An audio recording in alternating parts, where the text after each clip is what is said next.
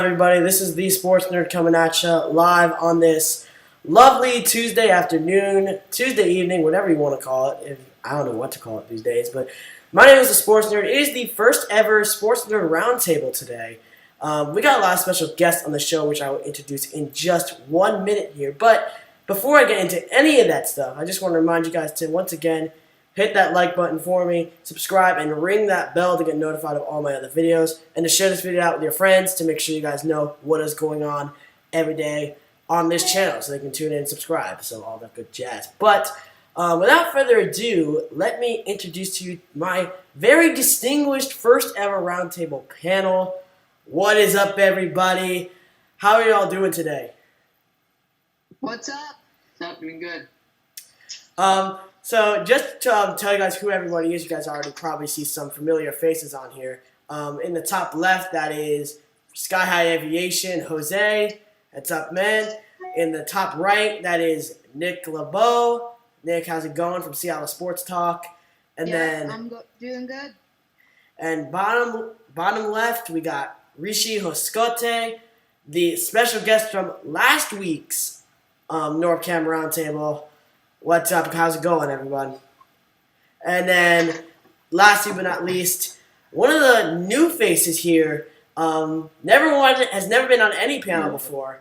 Cameron Hughes in the bottom right. I'm telling you, man, it's gonna be a blast. It's gonna be a lot of fun to have you on here today, man.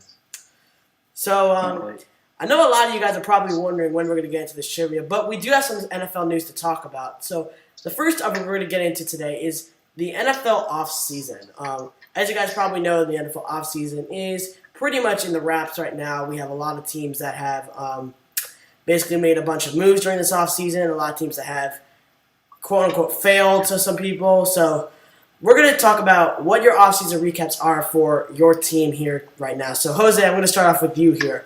What would you say is your biggest what do you think is like your best opinion of how this offseason went for your team, the Seattle Seahawks? Well, I think the off-season, it started off okay. It started off a bit murky. Maybe we weren't going to hit Clowney. Maybe he was going to go somewhere else. I think we made some good additions. Bruce Urban, Benson Mayoa, Greg Olsen. We added a lot of veterans, a lot of leadership in the locker room. We really haven't signed a big defensive end yet. I know there's been rumors circulating over Antonio Brown, but the one I was going to rate our offseason actually at a C+ to a B, but as soon as we acquired Jamal Adams, that definitely bumped it up to a B-, B+ offseason because of that trade. I can tell Seattle's attempting to rebuild the Legion of Boom. I mean, we got a hard-hitting linebacker and in Jamal Adams, but he's a safety, and we've got Quandre Diggs, who is quite surely possibly the next Earl Thomas. We've got Shaquille Griffin, who is pretty much in all instances a contender for the next Richard Sherman. He just has a different name.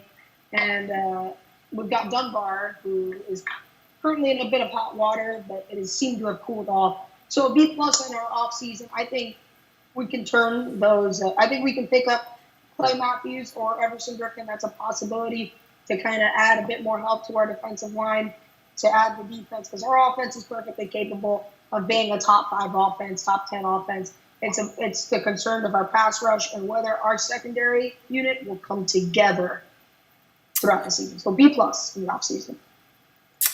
I mean, if I had to say, I probably would give it also a B+ for you also. But before I get into any of my opinions, I want to let everyone else here speak. So, Nick, let's go to you this time. What do you give as your opinions for the offseason here? Yeah, I agree with what Jose said. I really like the moves of bringing a lot of leadership and veterans into the locker room. I think that's going to really bump up the young guys. And as for the signings, we brought in guys like Bruce Irvin, Benson Mayoa to up our pass rush, and they've been in the system before. They know how it works. And I think that we'll definitely see a significant increase in sacks and pressures to the quarterback with those veterans. And, we traded a 5th-round pick for a really good cornerback in Quentin Dunbar. It kind of seemed uncertain if he was going to play, but as of right now, it's seeming more and more certain that he's going to be on the field in 2020. Jamal Adams, of course, we got him. He's an all-pro safety, top 2 in the league. Shaquille Griffin, he's super solid. Trey Flowers is going to be great for depth at that cornerback position. Ugo Amadi and Marquise Blair kind of in that box. They're going to have better years than they did last year. And then I think Quandre Diggs is going to be, like Jose said, our kind of ball hawk, Earl Thomas type guy. I think the only problem I have right now is the offensive line.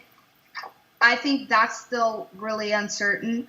We really kind of, you could say, stripped the entire offensive line. We gutted that whole thing out. We cut Joey Hunt, who's not even good, but, Justin Britt, DJ Fluker, Jermaine Ifedi, who he's not good. He left. And we're really rebuilding that new offensive line with, BJ Finney, Damian Lewis, who we drafted, signed Brandon Shell, who's a veteran. But I think if we could get really good pass rush, that'll really up our defense. Our defense will be insanely, incredible if we can get to the quarterback. As for the offense, I would love to see us add Josh Gordon. I think if he can play for an entire year, he'd be a pivotal part to that offense. And, Russell Wilson likes having receivers, as for every quarterback. We added Carlos Hyde. He's going to be a good backup to Chris Carson. Now that Rashad Penny's out. Greg Olsen, I was kind of on, but, he's going to bring a good veteran presence. But if Russell Wilson can get a good offensive line that blocks for him for a long number of time, think how good the Seahawks offense would be. So as of right now, I'd give them probably B to B plus. If they sign Clay Matthews, Jadeveon Clowney, Everson Griffin, Josh Gordon, any of those guys, I think I'd be more certain to bump it up to an A minus. I just had to say, though, really quickly about one of those points you made, though, about that offensive line, getting rid of most of those guys. A lot of those moves, when I did originally see them, were, what is happening to this line? Because if you guys followed any of those moves that happened during this offseason, basically they cut Joey Hunt, DJ Fluker, Justin Britt also. I also got to mention Justin Britt also cut.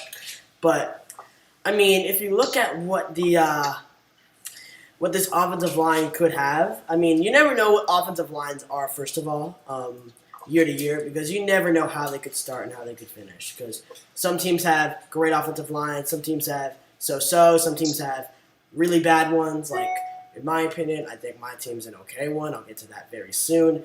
But I think that, especially that you guys have cut a lot of players, I think that is really showing that you guys may be having a lot of, not trouble, but like you guys may be believing a lot in your offensive line because you feel like you aren't going to need those players anymore. So, it's going to be a lot of, not like faith in them, but like a lot of pressure on them just for them to play 100% well, because they did cut a lot of players in those positions that could easily have made up for those guys. But I'm going to get to the rest of the roundtable here. Really quickly, though, I want to shout out a brand new subscriber, actually, to the show here. Mystics, thank you so much for subscribing to the show, and I can't wait to see you in future videos. But, Rishi, I wanted to go to you here. What are your opinions on the Seahawks offseason? I think we had a pretty good offseason. And before we added Jamal Adams, I'd probably say we had probably an average offseason. We signed some offensive linemen. We got some pretty good players in the draft, from Jordan Brooks, Errol Taylor, and Damian Lewis. And now that we added Jamal Adams, we also have Quentin Dunbar, who might be getting off his armed robbery case. He might, if he's playing, then we're gonna have a good offseason. I'd probably say it was like a B plus. And if we sign Jadeveon Clowney back, or maybe even Everson Griffin, it might be like borderline A minus. I just need to say, though, really quickly. So I think that, wow, Okay. But I do want to say, though, about the Jadeveon Clowney. I do think that there is going to be a lot of talking about if they are going to be signing him again. But in my opinion, I do not think the Seahawks are signing him because, especially of what he's asking for, they do not have the cap space to pay him. And I think that if they were going to pay him or re-sign him, they would have done it a long time ago. Maybe it's just because of the pandemic that's going on right now that he has not signed anywhere. But I do think that if there is a place where Jadeveon could have signed, it would have been a long, long time ago. So that's my thoughts on that Jadeveon Clowney situation. But Cameron, I'm going to head to you now. What are your thoughts on the free agency and draft for the and the offseason in general for the Seahawks? I think they did a pretty good job. Like one of the good moves was re-signing Jarran Reed because he had a really good season 2 years ago. But last year, I think the suspension threw him off. So I think he's gonna get back to 10+ sacks this year. The offensive line, the first couple weeks they aren't gonna do that great because they have 4 new starters and they're only returning left offensive lineman. He was injured the second half of the year. So, yeah, and I like the Jamal Adams trade also, but the no first round picks for the next 2 years could hurt because they use those first round picks to trade back and get multiple picks. So yeah, I would rate it probably like a B+, A-. All right. So sorry about the hesitation there. You may have seen me kind of hesitate there a little bit because I did I did hesitate a little bit. If you guys may have saw me on my face look, because I did think that you were done talking for like a second there, Cameron, but I luckily did not cut you off there. But real quickly, I just want to say there that about the 2 first-round picks here, Jamal Adams I think was definitely worth that amount. He is probably arguably the best safety in the NFL, and I do think that he does have the opportunity, I think, that could make some very game-changing plays in Seattle. But, I mean, if you're looking at the long term here, the Jets really, really won a lot in this trade because the Jets get they need first-round picks, especially for a franchise that is not winning like as much as the Seattle Seahawks or the Kansas City Chiefs or the Baltimore Ravens are.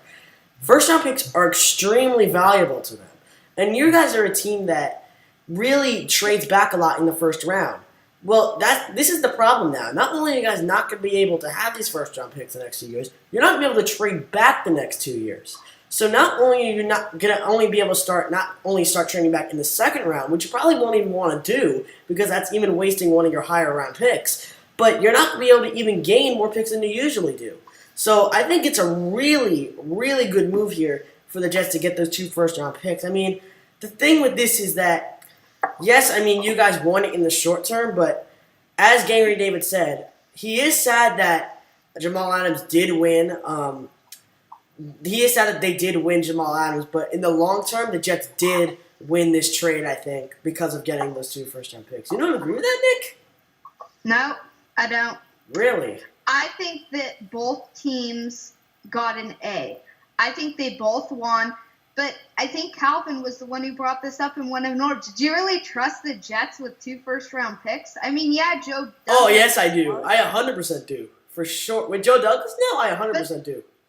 They're probably going to be, anywhere between 27 to, 32. I mean, and that's almost the equivalent. So Nick. The Jets get a first-round pick already for the record that they get. So they're probably going to be a high pick either way. So even if you guys perform bad, you never know when your team can perform bad. We'll just say that really quickly. If your team performs bad, they get a high pick, and you don't get the high pick. That's another way you guys lose on that trade. So you guys could have had a high pick, and you guys could have picked up a player that you absolutely will need in your future.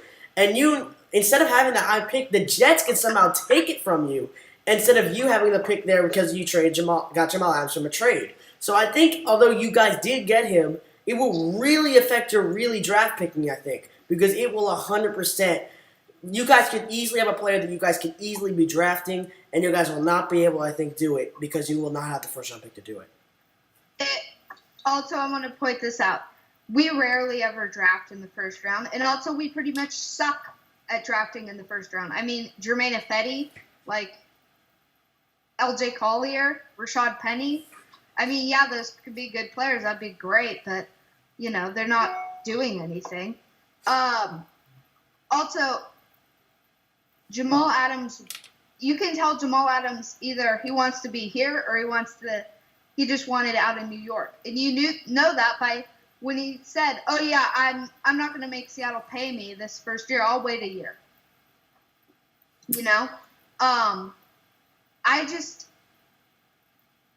Until the Jets fire Adam Gase, obviously, they're not going to be any good. And this is a good move for the Jets because what they were trying to do, their previous GM, they were trying to build a team around a safety. You build your team around the quarterback. And, of course, obviously, the Seahawks didn't really do that. They kind of... You build your team around Wilson. He needs pieces. Yeah. You guys don't protect him well enough. That's the thing. Well, I mean... Yeah. All right. So here's our offensive line's gotten worse than kind of better, and I don't know. All right. And I got to get the last take because we got stuff to get to. So, as I'm going to say here for my team here, it's pretty wild this offseason. I have to describe it that way. Just to get like a broad kind of description out there, it's pretty wild. Because look at the amount of money the Chiefs have spent this offseason. Okay, so we start off with, obviously, losing Kendall Fuller to the now Washington football team to a 4-year, $40 million contract. Now, I was surprised at that time because, you know, Kendall Fuller is one of our leading defensive guys on that line over there. So it was a little bit surprising. But I think the main player I was really watching out for was these three players that we had unrestricted here. One of them was Kendall Fuller. Well, we obviously know how that turned out. The second one was Breland, who we re-signed to a 1-year deal. And then thirdly, we have Chris Jones, who was also unrestricted, who I think you guys, if you guys had offered him, I think maybe could have had a shot at him. I think that if you guys could have maybe replaced Clowney with him, would be a good way to. I mean, I think that would be a really also good fit if you guys would have probably gone after him. I think you guys could have probably paid him because of the cap space that you had.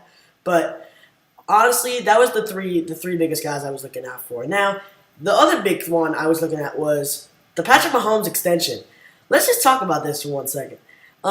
This is obviously a good deal for Patrick Mahomes in any way, shape, or form because he gets the richest contract in sports history. We'll get that out there really quickly. But the other thing here is that you need to realize he's making almost $500 million in this entire extension. I mean, I feel like that.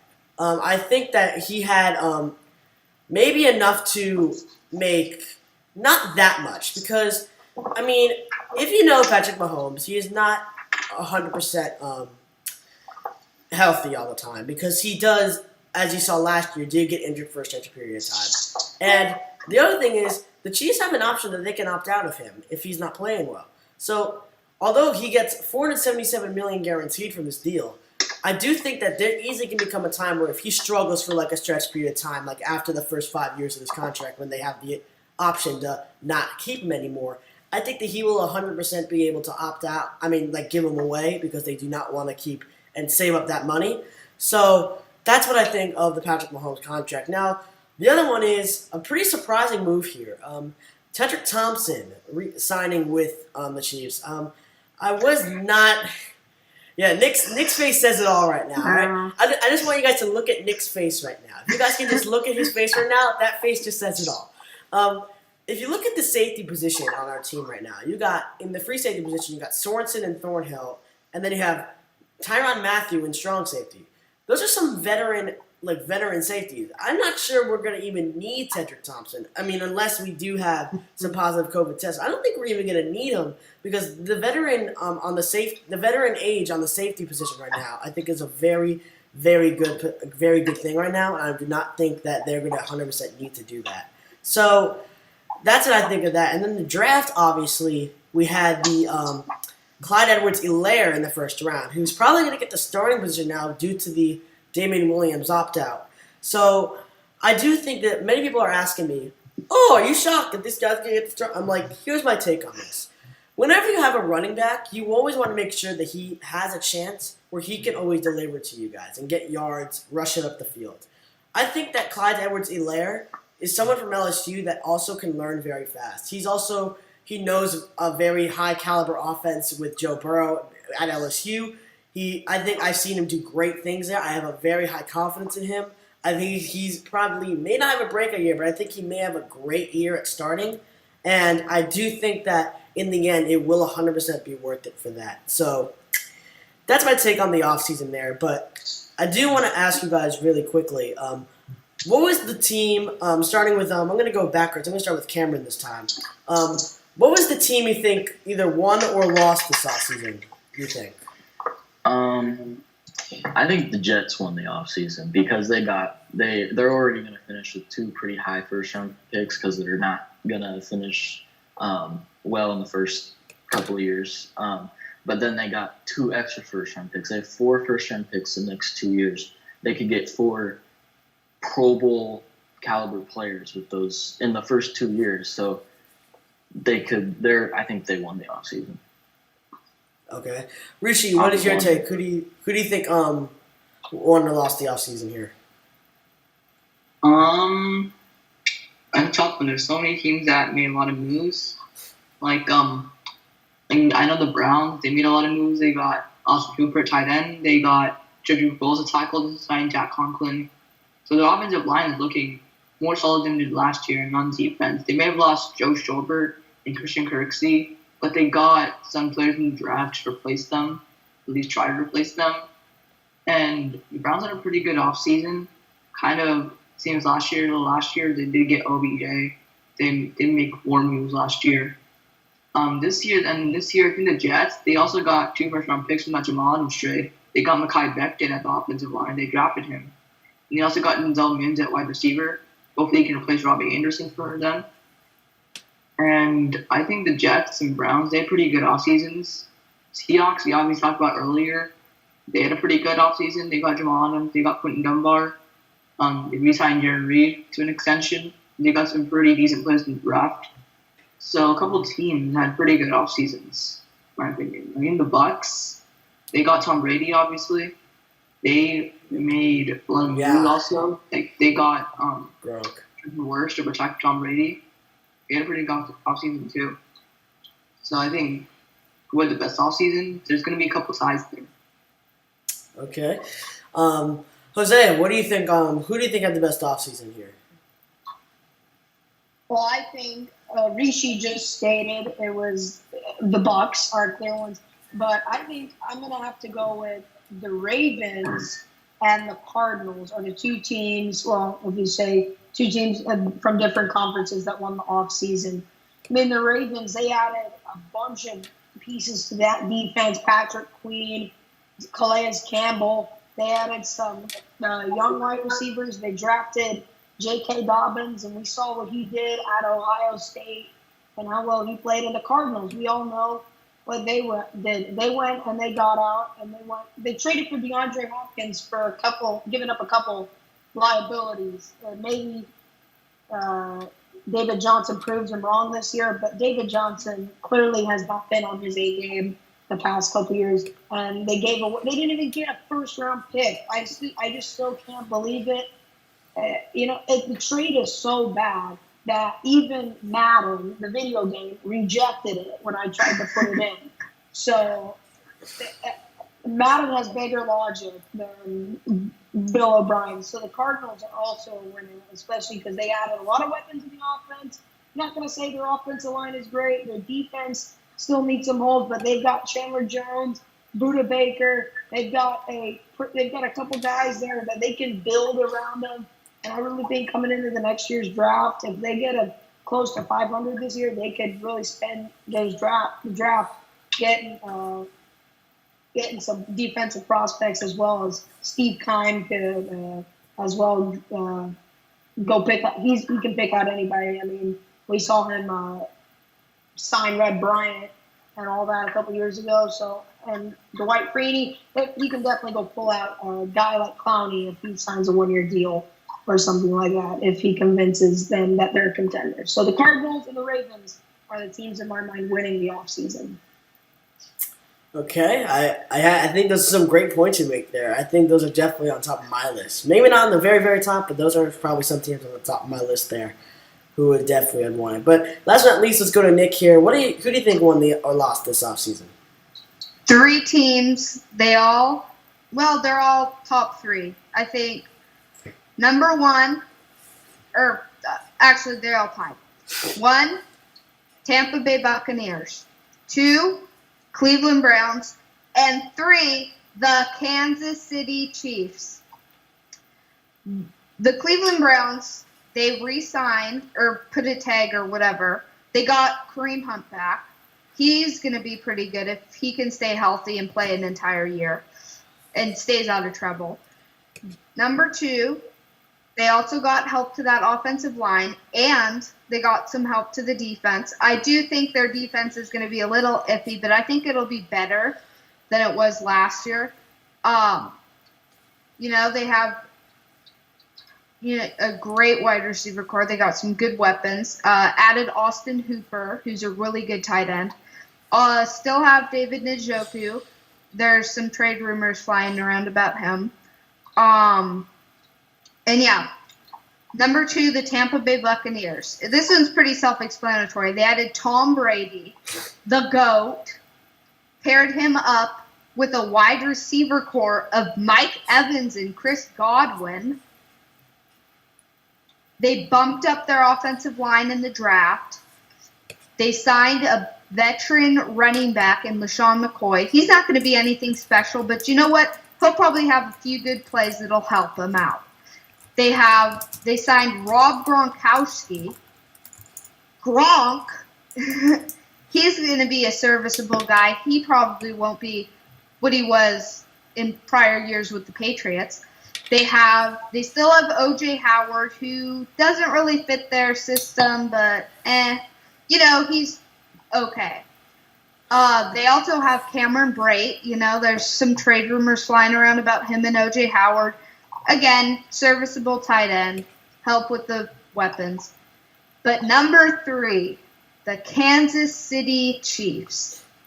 The Kansas City Chiefs have, I believe, 18 or 19 of their 22 starters coming back and starting for them. They lost due to opt-outs. Lauren Dardiff, whatever his last name is, I forgot it. Tardif. Yeah. Damian Williams, who was a key part in that Super Bowl and playoff run. They lost Kendall Fuller to the Washington football team. Who's the other one again? What are you asking about? Who did you guys lose again? Oh, it was Kendall Fuller, and then Damian Williams, who opted out. Yeah, I think that's it actually. Yeah. Clyde Edwards-Helaire is probably going to be. I have him contending for Rookie of the Year actually, as running back. You re-signed Patrick Mahomes. Yeah, it was a really expensive deal, but you got it done. You then re-signed Chris Jones. Him and Frank Clark are going to be on that line with Derek Nunati for a while. I think the defense, it's got some holes, but I think for the most part it'll stay solid. You have Mecole Hardman. He's going to take big strides in his second year as a wide receiver. You got arguably the best tight end in the league in Travis Kelce. It's the Chiefs. I mean, they're going to win games. I have them and the Seahawks going to the Super Bowl. I think they won the offseason by barely doing anything. Just, re-signing some key guys, patching up some holes lost due to free agency. They signed Kalichi Ozemele. He's a pretty solid guard. He won't be like their previous starter. But, he'll be pretty solid. They got a really good coaching staff. So, yeah, that's why Kansas City Chiefs. Anyway, I do agree with that one there, actually. There's some really great points. I do think that, we didn't do nothing. I mean, come on, Nick. Yeah, if you're a Super Bowl champion, you had, Breland, Fuller, and Chris Jones all they unrestricted. weren't really active in free agency. They didn't, Yeah, I knew that. But I do agree on that point. Now, for my team who actually won, I'm going to go to actually a team that surprisingly you guys did not mention this, just based off of some of the moves that they had made. The Indianapolis Colts. Look at what the Colts have done this entire offseason. They start off with, to a short-term deal, sign Phillip Rivers, which will help them in the short term. He's on the older side, but it will help him in the short term. And then they signed DeForest Buckner to a long-term deal from the San Francisco 49ers. Yeah.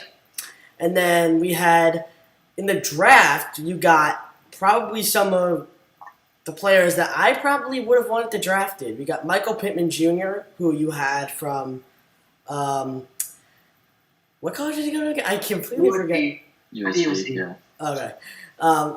That's what I thought. But Michael Pittman, who Frank Wright is just really loving right now. He cannot stop talking about him during free agency. He did not stop talking about him at all. And then probably one of the players that you guys wanted to draft, especially when you had that 27th pick, Jonathan Taylor. I think that you guys, they got actually probably in my opinion, the best runner in that draft. Maybe debatable with Cam Akers, in my opinion. But in my opinion, I think the best runner in that draft. And I think he is going to help out Marlon Mack a lot in the running game, so that way he's not just the one doing all the work like some of the other runners I feel like in the league always do, like Christian McCaffrey usually does, although he is very good. So I think the Colts had a very good offseason for the moves that they made, but I also think that just because of the chemistry that's going to be on their team now from these moves is what's going to make them a standout team in the future. So before we get into the trivia, because I know a lot of you are dying to get into this, and I will tell you what those details are in just a little bit. Let's go to breakout players in 2020. So tell me in general, who are going to be your 4 breakout players? I asked you both off for going for 2 from your team and then 2 from the league in general. You guys, we're going to start off with, we're going to go a different order. We're going to go off with Nick this time. And then tell me, who do you think are going to be the 2 breakout players from your team and who are going to be the 2 breakout players in the league from other teams? You're muted. Okay. So the 2 breakout players I have for my team, number 1, a lot of people say this, obviously, DK Metcalf.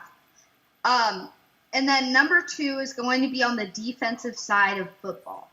And it is going to be Mr. Quandre Diggs. All right? We traded for him at the trade deadline. He had a lot of promise, was kind of injured. He had a lot of good plays with the short time he was with us. But I think if he can stay healthy and play an entire season, I think he'll be like a top 5 safety in the league, paired up with another top 5 safety in the league in Jamal Adams. All right, now for my NFL breakout players, I have number 1, wide receiver Chris Godwin of the Tampa Bay Buccaneers. He really showed a lot of promise last year. He was their pretty much number 1 receiver. He was a top 10, arguably 5 receiver in the league last season. I think he will grow to be a solid, no argument, top 5 receiver when we look back at the end of this season and say, who are the best wide receivers? It'll be probably Michael Thomas, Julio Jones, D-Hop, and then I think Chris Godwin will be in there. And then the other one is going to be Nick Chubb. I think he will take his game to the next level and be I think the top 2 running backs in the league will be Saquon Barkley and Nick Chubb. And then I'm going to throw another one in here. I am going to predict who my rookie breakout player will be, and it will be Mr. Clyde Edwards-Helaire with the Kansas City Chiefs. I think that he will shine in the same way Damian Williams did for you guys last year, except he'll do it better. He will be way better, and I think the Kansas City Chiefs are going to be dominant, and I think he'll be a key part in working them back into the Super Bowl. That's it. Yeah, I do. I'm going to get to some of my own thoughts on that in a little bit because I am going to say my own thoughts too. But let's go to the rest of the panel here. We're going to go to Rishi here. Who are your 4 breakout players? 2 from your team and then 2 from the league, otherwise? This is a tough one.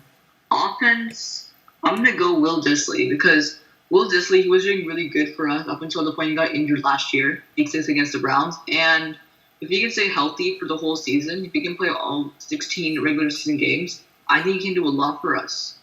He got a lot of touchdowns last year. He had a lot of receiving yards last year before he got injured. And I think he can do much more if he played the whole regular season, the whole 16 games.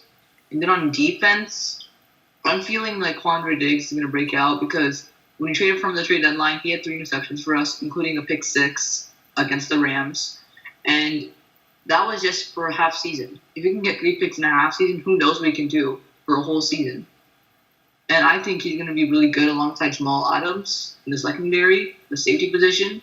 I think he's going to be a really good player to have at free safety. And then across the league, my first breakout player is going to be Kyler Murray. Kyler Murray, obviously, he won Offensive Rookie of the Year last year. And I think if he can do good like he did last year, he did decent last year for the Cardinals. I think he can do really good because now he has DeAndre Hopkins. He still has Larry Fitzgerald and Christian Kirk at wide receiver. And now he also has Kenyon Drake at running back. He's going to be there for the whole season. And the Cardinals got him at the trade deadline last year.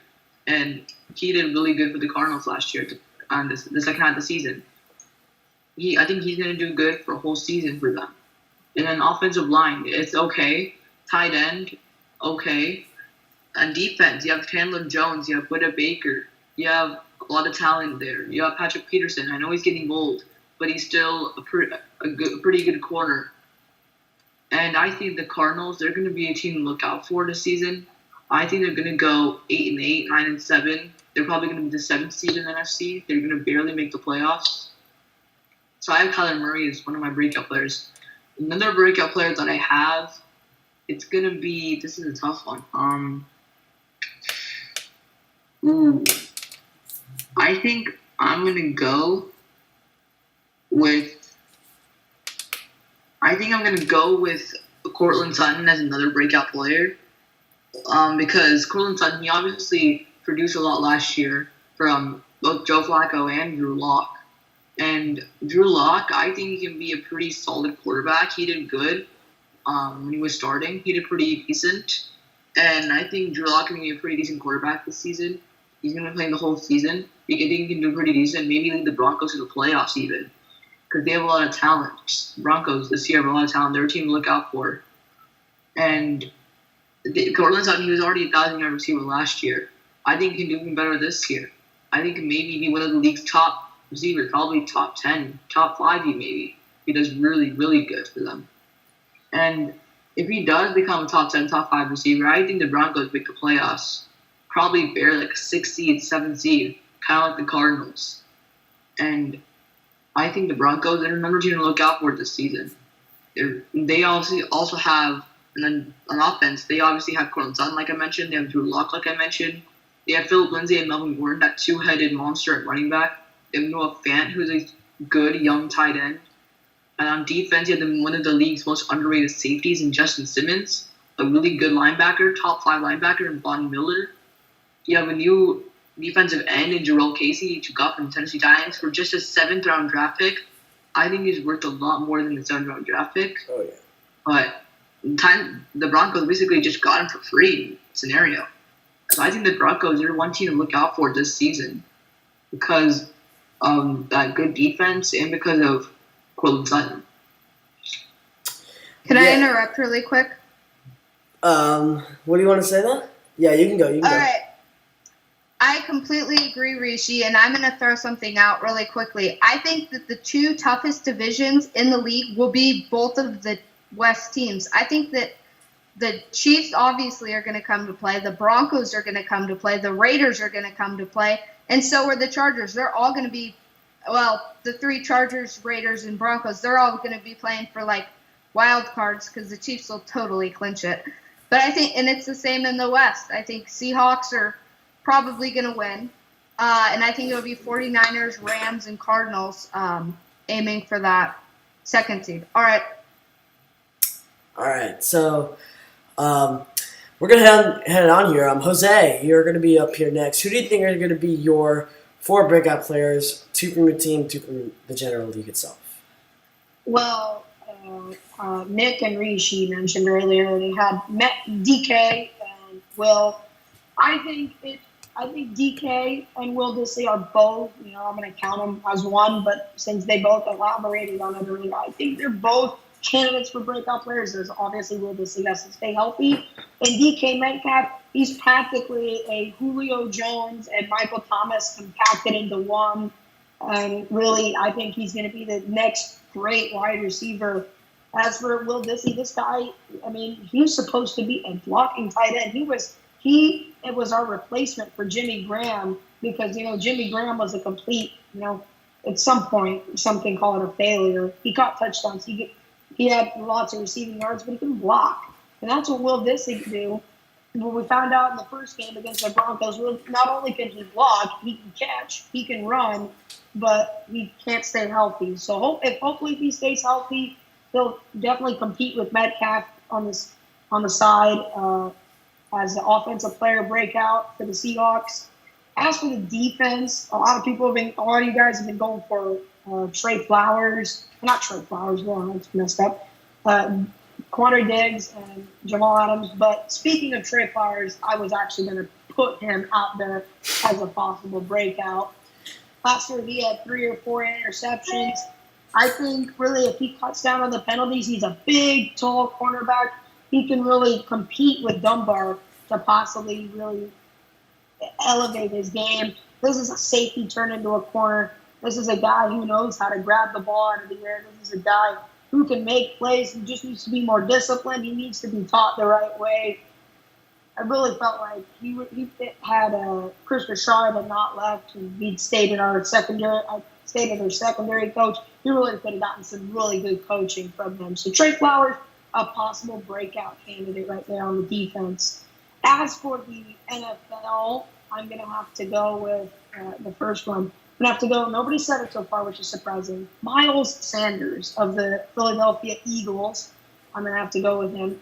Last year, this guy was a backup for 2 years to Saquon Barkley at Penn State.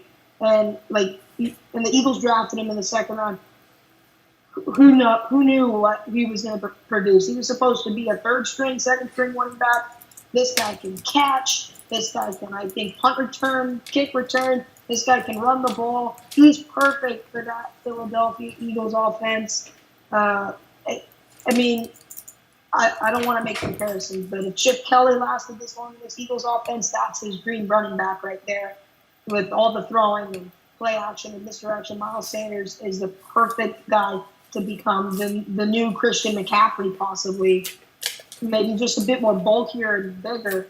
As for my second guy, I'm going to have to go with probably a guy you have not heard of, most guys, T.J. Hawkinson of the Lions, a tight end. They drafted him last year. I really saw, since I lived in Ohio, the Lions or the local games. I saw the local games. I saw what Hawkinson can do. This guy got hurt a couple of times. He missed a couple games. But this guy against the Chiefs, he was making great plays. This guy against good defenses was making great plays. I'm going to pull up his stats right now, actually. This guy was he was pretty good. And last year, look at his stats here. Last year, he had 367 receiving yards, 2 touchdowns, but I really think this year he could elevate his game for the Lions and become a true number 1 tight end. So a hidden gem right there maybe for the Lions.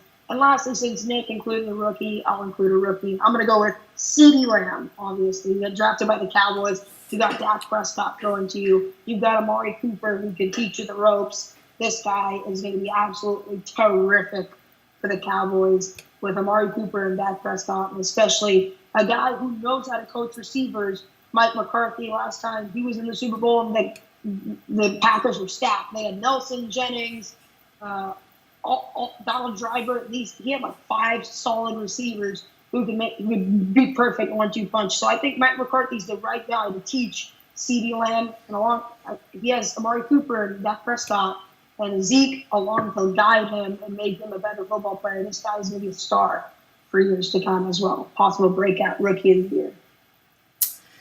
Yeah, I do agree with some of those points you got there, but I'm going to let the rest of my guests speak. We have one more to get to. Cameron, last but not least, who is your 4 breakout players, 2 from your team, and then NFL other 2? My breakout players for the Seahawks are Stephon Sullivan, the tight end / receiver that they drafted in the 6th round. He's big. He's like 6'5", 240 pounds. He's tall. Or I just said that. He's fast. He ran like a 4.6 40. Fast for his size. And my other one is Phil Haynes. He didn't play at all last year except for the last game of the season. I don't think he gave up any sacks or any pressures, so he did pretty well. And my other 2 are John Ross, because, he's the fastest player in the NFL, and really he just needs to work on his hands and staying on the field, and I think he can become a pretty good receiver.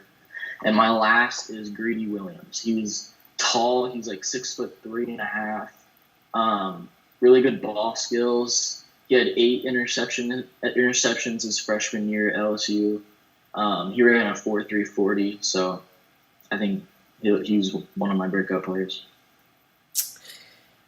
I do think that, especially on Steven Sullivan, I think the guy you guys just drafted is probably one of the most surprising ones I've probably heard out of all the breakout players that I've heard that are going to be breaking out this year. I would not be thinking that a rookie draft pick would you be thinking that he would have a huge breakout year. Now, for my players here, it was hard picking these because, especially coming off a Super Bowl year, it's really hard to pick breakout players because a lot of your players probably had outstanding years. So, obviously, I'm going to pick my first one is going to be Clyde Edwards-Helaire. I think he is going to have a very good breakout year for sure. I think that he's also going to be the one that is going to probably rush for a lot more than people are going to think, and I think that he's going to make some very big plays down the line, especially for the team that has lost a very star-studded running back in Damian Williams. And for my second one, I'm going to go with probably someone you guys may not know with. Probably on the defensive side, Willie Gay Jr., a rookie draft pick out in the draft. I'm going to say why I like this guy for one reason. There's been that hole that we lost, I think, in that linebacker crew there that I think needed to be filled.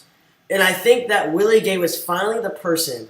When I was watching him and I knew he was drafted, I was excited for him because I'm confident that this one here is going to make a lot of plays that a lot of people are going to be expecting him to make. He's only a rookie, so he has a lot more years down the line that I think are going to easily get better even as he gets more down in his career. And also, I think that he just has the caliber of a Super Bowl winning player. I just think that he's able to make a lot of places on the field. He can play, I think, he's very versatile, I think. He can also play different positions. So I think that he's going to easily have a very good year with this team, of a very veteran team also coming out their second Super Bowl win in franchise history.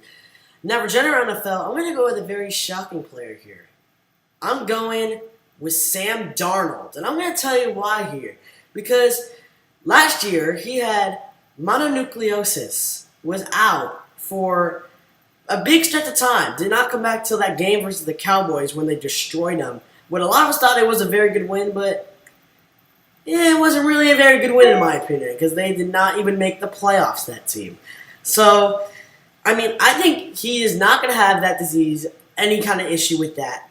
I think that he's going to have probably one of the best teams in his career. He can absolutely run. He's not a super slow quarterback, so he can easily rush out of the pocket if he's not 100% flustered. He also, I think, can throw the ball deep if he connects with things right, and I think that is going to be the key here. I think that he has also a lot more weapons on his side now, especially with the drafting of what's it? Sim, that's who it is. Denzel Sim, that's his name.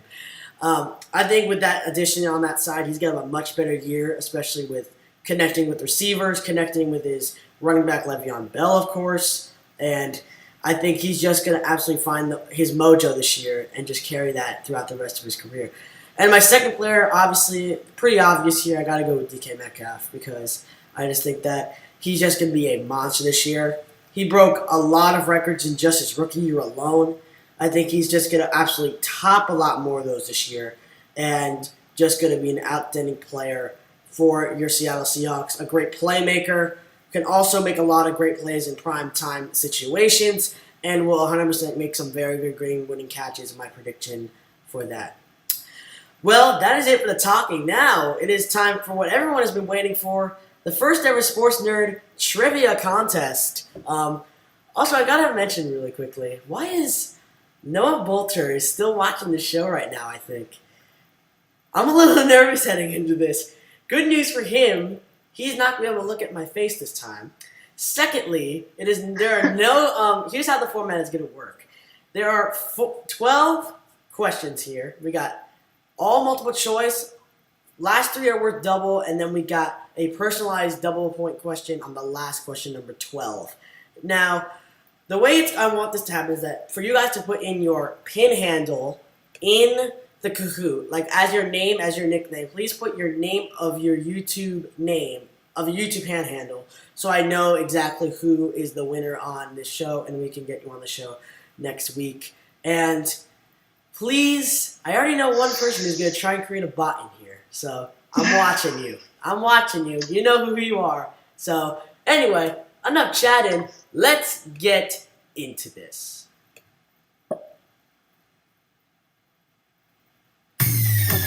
590-518. Wow, that audio was way too loud. 590-518. Sorry about the lag. If you guys actually hold on, let me change this music really quickly because I am not playing this. There we go. All right.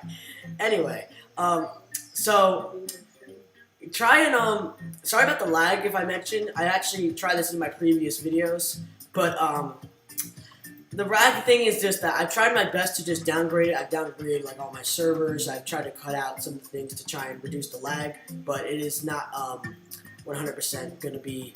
So if there is lag, I apologize. I've done everything I could to do it, but I am going to do it as best as I can to do this. And let me just do this. And we got Yvonne the Hog, Mystic, Fat Kid Ori, Mihir Kumar. Thanks for joining. We gonna do this really Nice. Alright, let's fill this trivia up. With people, not bots, guys. I see a lot. Why do we only have... No, we have more. There we go. Jamal Adams Jr. Who is that? Wow. Let's see here. I'm going to give it about another minute or so to get some people in here. Daddy-O! Oh, God. Bot in here. I'm kicking that person out. I already know who that is, first of all. That's obviously Bob in the chat, because he's going to create this thing. I can already tell. Already create this thing. Well, guys, follow Adam's sons in the chat. Who is... Oh, okay, fine. Who is Lewis has Big P? What the? What this? You're not gonna win this game after a name like that. Oh boy.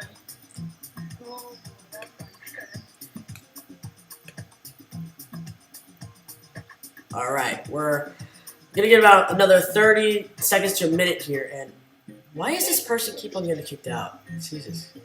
No, I'm not in the game. Oh, okay. Yeah. Oh, okay. So I obviously know who that person is right now because that person is just gonna keep on. And it, like, keeps on getting in there. Yeah, I'm seeing a lot of people getting kicked out. Just wondering if there's a. We're gonna give about another 20, 30 seconds here. We're gonna get started then. Great. Northcam? Hold on. Wait, hold on. I need to. Oh god. All right. Here's what I'm gonna do. You guys are gonna look away at the screen. I want to look at if Norb is in the chat. I'm just gonna let me know if there's Norb in the chat right now. He may be in here. All right. We're gonna get this thing started. It's been long enough. Let's get things started. Actually. So let the games begin. Trivia contest number 1. That's right. Who is the second leading sacker for the Seahawks in 2019? Was it Rasheem Green, Quentin Jefferson, Jadeveon Clowney, or Jarron Reed? Second leading sacker for the Seahawks in 2019. Was it Rasheem Green, Quentin Jefferson, Jadeveon Clowney, or Jarron Reed? Time is up. Oh, wow. I messed up. For some reason, I'm seeing no one's answering in here. This is some reason. Okay.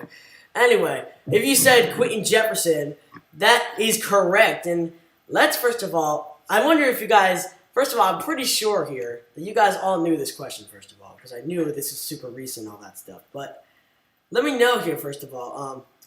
Did you guys know this also just because, or did you guys like absolutely? But let's just go to the panel here. Cameron, what'd you say? I said Jadeveon Clowney. Ooh! Rasheem Green had 4. Yes, that is. Rasheem Green was the actual leader here for the. I think the Kahoot glitched. Oh, my Kahoot glitched?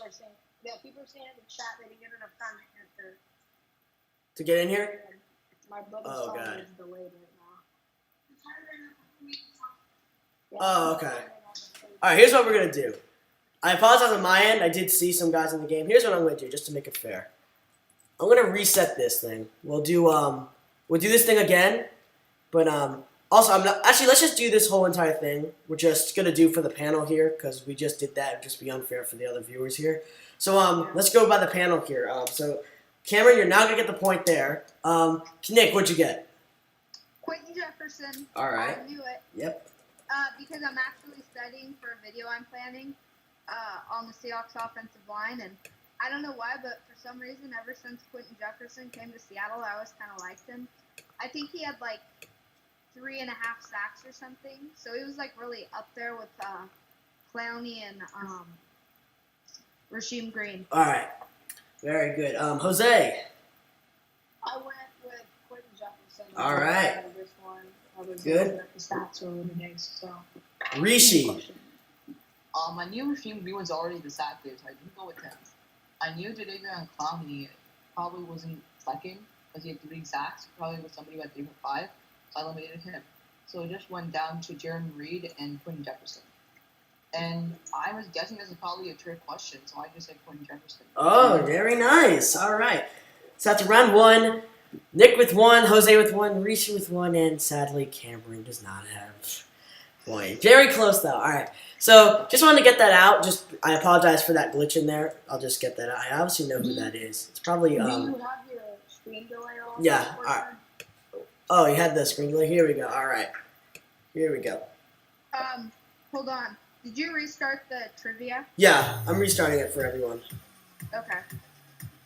Because chat saying everyone got kicked off. So. Who's saying it? Chat. Everyone said they got kicked off? Okay. Okay, 565905 is your pin. New pin. Or new code.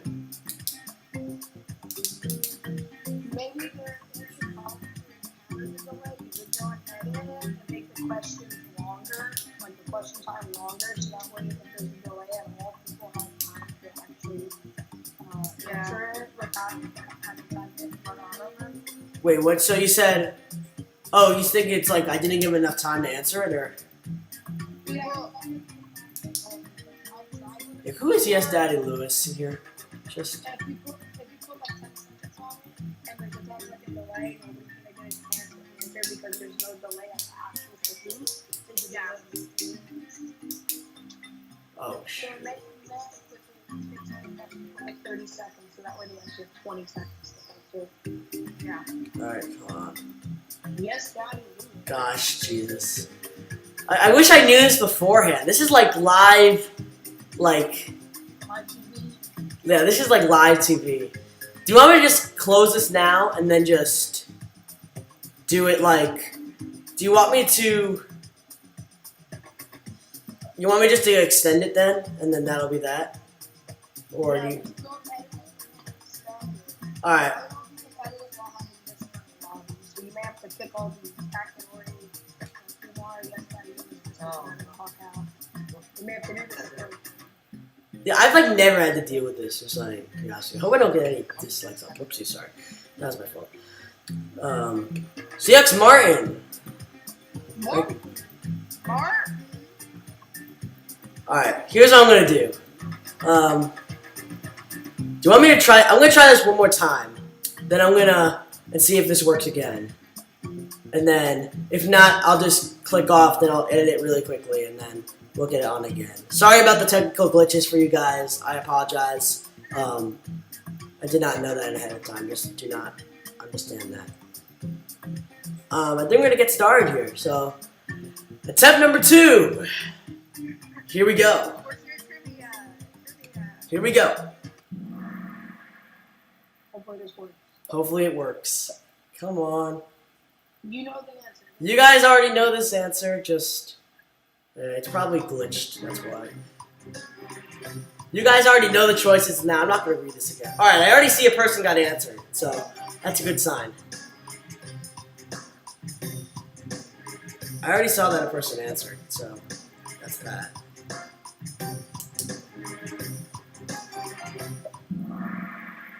Ooh, okay. How many people? Yeah, only 3 people answered. I think I'm gonna probably. Yeah, I'm watching the stream right now. There's like a massive delay. Yeah. All right. Yeah. You want me to? Okay. It's like 20 seconds. It's a 20-second delay. Yeah, that's what I'm seeing. Can Yeah. you turn? Did you turn your stream delay off? Are you using OBS? Yeah. Okay. Do you have your stream delay off? I didn't even know that's even a thing. Give me one sec. Yeah, because there's a stream delay. You can turn. Yeah, where do you find that? Just let me. This you guys are watching like live editing right now, live TV for you guys. Yeah, where is this in? Is it in the settings or? Oh boy, I need to find it because I have. Let me pull up OBS real quick. Oh, stream delay. Enable or no? Is you could.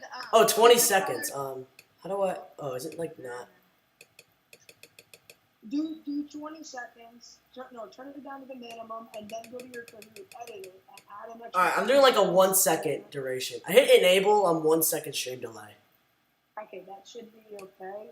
Just for the sake of it, add in an extra 10 seconds to give more people, in case it doesn't work, give more people time. All right, fine. Yeah. Okay. So sorry about these technical glitches on here. Let's go to the next question and see what's happening. We're not set. Fat Kid Ori in first place. Mihir Kumar in second. Seahawks Martin in third. Lewis makes me H. Who the heck is that guy?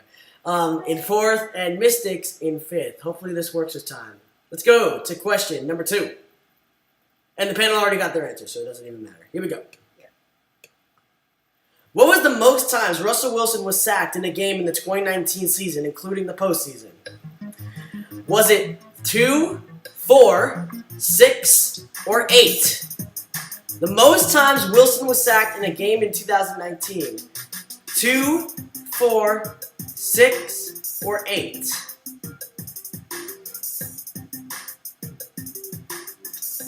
I think it's happening again. Yeah, it's happening again. Yeah, I think you need to add more time. So I'd like another 10 seconds. All right. Like 30 or. All right, I'll do that. 5 seconds. All right, here's what I'm going to do. Gosh, why did I know about this, for God's sakes? Actually, let's just do the panel really quickly, then I'll just go back and do this. Okay. So, actually, here's what I'm going to do. I apologize about this. What I'm going to do, I'm just going to cut this off really quickly after I do this. to cut the stream off. Then I'll do the edit and then quickly go back on live. I apologize about that. And then we'll get on right with the trivia again. So let's just really quickly do this. The answer here was 6. Nick, what'd you get? I said 6 because I had zero faith in our O-line last year, and I remember, was it against the Packers? Yep, it was. Beating the Yeah. out of us. The Smith brothers, they were just. So yeah. Okay. It's still delayed. Glitch for me. Okay, fine. Okay, fine. Yeah, that's okay. So, Jose, what'd you get here? I guess 4. Hey, SportsNerd. Yeah? Sorry, I gotta grab a charger. I'll be right back. All right, that's fine. 2 seconds. No, it's fine. Rishi. I thought with the O-line that we have, 2 is probably 2 less. But our O-line has been so bad that we have like 8 sacks in a whole game. So I had narrowed down between 4 and 6. And I was thinking at first 4, but I thought about the O-line again. And there's some pretty okay players like Green Brown, probably the best lineman we got last year. So I went the upper edge. I went with 6. Okay. Wait, you said 6, right? That's what you said? Yeah. All right, cool. I said- And, Cameron, are you off the schneid? Well, I thought it was not including postseason. If I knew that, I probably would have said like 6 or 8. I said it in the question. It was including the postseason. I think 4. So the score stands. Nick and Rishi tied with 2, Jose with 1, and Cameron with nothing. Now, I apologize about the glitch. Here's what I'm going to do. I'm going to end the game here. I'm going to quickly edit it. You guys are going to keep the crowd entertained for about a few minutes here while I just get this Kahoot fixed up. I apologize about the glitches and the technical difficulties. We'll be back on and restart it in about 1 minute. All right. Just keep the crowd entertained here. SportsNerd, just add a bit, add like. Yeah, I'm adding just 30 seconds to it. That's all I'll do. And then just make sure to save it and then. 30. So we'll get a freebie for the first 2. Yeah, you guys will get freebies for the first 2. I apologize about that. And the Suns are winning. Yeah. I hope my viewers. I hope I'm not getting like any dislikes on this thing. Jesus. Because the odd thing was like I played a Kahoot. Like I didn't ask Norb what he did because I just made the Kahoot. And like when I did it with Norb, like I just made the questions all 20 seconds and it was fine. So I think it's just because of like my way with the glitches of OBS. I think that's what's causing it. So I apologize about that, guys. Please forgive me. I will remember that for future shows. So just take that into account. Let me just make sure that it's all 30, 30, 30, 30, 30, 30, 30, 30. All right. Hopefully, this has done it. All right, here we go. So, all right, here we go. We're bringing it back up on stream, guys. Here we go. Attempt. 3rd time's the charm, right? Let's try it again. 3rd time's the charm. This should work. 536955 is your pin. 536955. I'm actually gonna switch off the stream. 536955 is the pin. 536955. Is it fine? For now. There's still like obviously a delay on the stream, but. Oh my god, I could just put on now. Jesus. Yeah, this is like a massive. Oh, the code's removed from the screen. What? The code's removed from the screen, so now it's us. So. Yeah, it's fine. That's what I want. It's fine. God, this is like live TV for you all. All right. Yeah. Let's see if we got anybody in here. We got about 6 players in here. White. Hey! We got a racist name in here. What? White's Rule. Oh my god. If whoever's that, I'm not allowed. And now I'll keep it here. You're just not gonna win. Okay. If you guys are wondering here's the deal. If that one wins, I'm not even gonna ask who that is because I think we all kind of know who that is.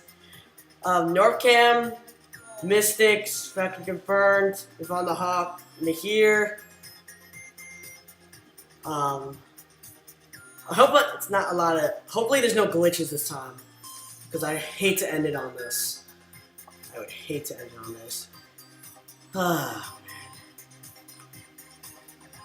We're gonna give about another 30 seconds here. Give it a little bit longer. This for players to join. Yeah, I think most people use that. They're good? They're good? They're saying it's good? Okay. That's progress.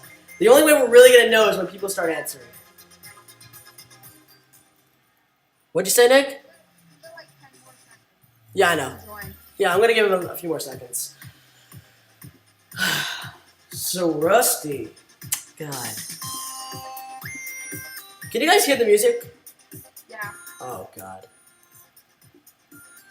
Actually, I don't like this music. Change this music.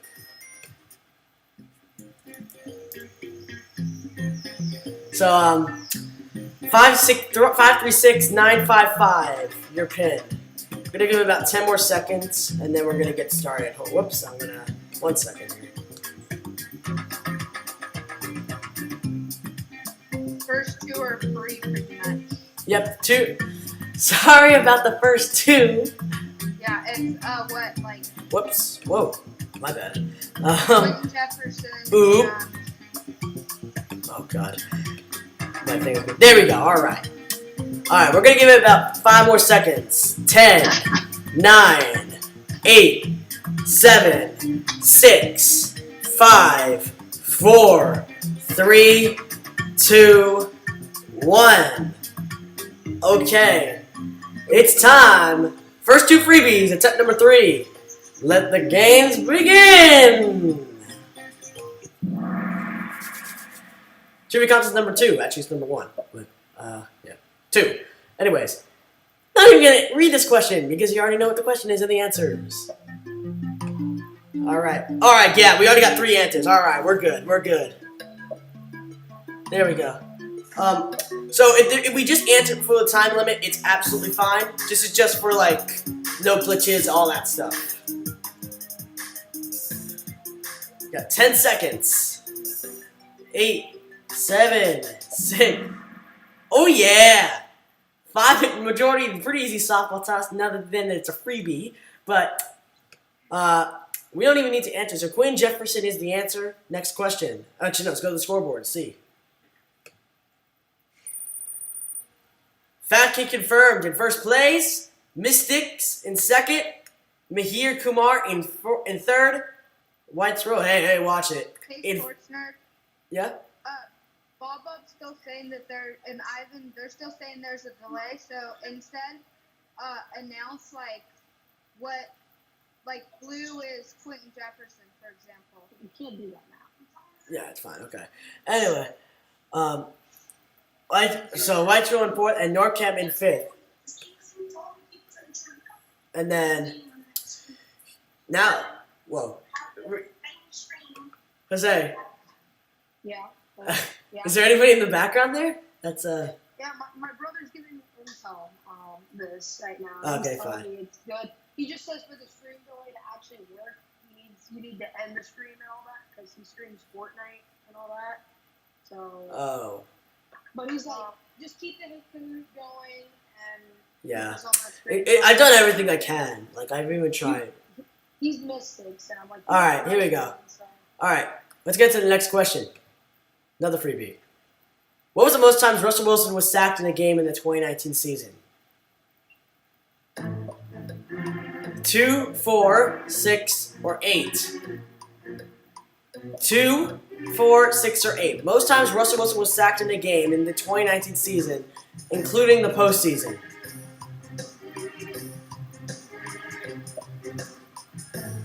Jesus Christ.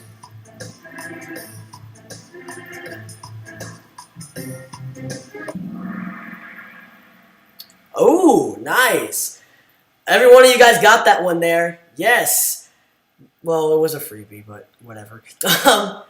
So all you guys got that one there. Yes, 6 was the total times he was sacked in the 2019 season. Let's hit the scoreboard. Hey, Ooh. SportsNerd. Yes? You can recrop the Kahoot because it still cuts off. Like. Oh, it does? Okay, yeah. I'll call it. I got it. There we go. That should do it. There we go. All right. Fact confirmed. Still in first. White's Rule. Why is he still in here? In second. Mystics in third. Norcam in fourth. And Mihir Kumar drops to fifth.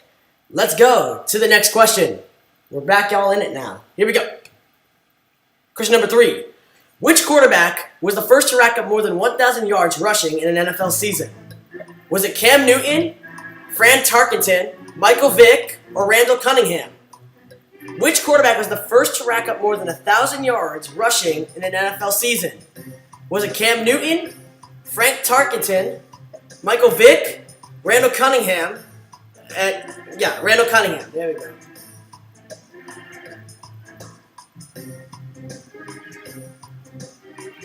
Oh, God. Oh. Yeah, I think it's still glitching. For sure. Yeah, whatever, though. Anyway, if you said Michael Vick, your answer is correct. Yeah. That was pretty easy. Only half of you, though, who answered it got it right, surprisingly. So a lot of you actually said Randall Cunningham, shockingly. But, yeah, let's go to our panel here, and let's see what they got. So, Jose, what'd you get? Michael Vick, easy. I remember. I wouldn't lie. Probably one of the most mobile quarterbacks I've ever known.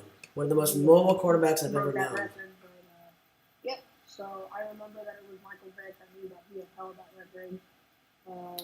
I remember seeing some videos on him breaking it. That guy was an absolute beast at running the ball until he decided to change his points of interest and start playing with dogs and getting him in jail and all that. Yep. So. Nick, what'd you get? I chose the dog fighter. Michael Vick, yeah. Yeah, that's pretty easy. They will get harder. Don't worry. Rishi, pretty sure it's a pretty easy soccer. I said Michael Vick is pretty. Yeah, okay. And Cameron, are you finally off the schneid? Yep. All right, there we go. So, score says it. Rishi and Nick still tied with 3. Jose with 2. And Cameron bringing up the rear with 1. Let's go on to the next question. Fat Kid confirmed still in first place with an answer streak of 3 in a row. Mihir Kumar moves up to second. White's Rule in third. Mystic in fourth. And Norcam in fifth. These are all NFL questions, all multiple choice. Question number 4. Here we go. Question number 4. Who's the single rushing leader for quarterbacks prior to Michael Vick? Steve Young, Sammy Baugh, Donovan McNabb, or Bobby Douglas? Previous single season rushing leader prior to Michael Vick. Steve Young, Sammy Baugh, Donovan McNabb, or Bobby Douglas?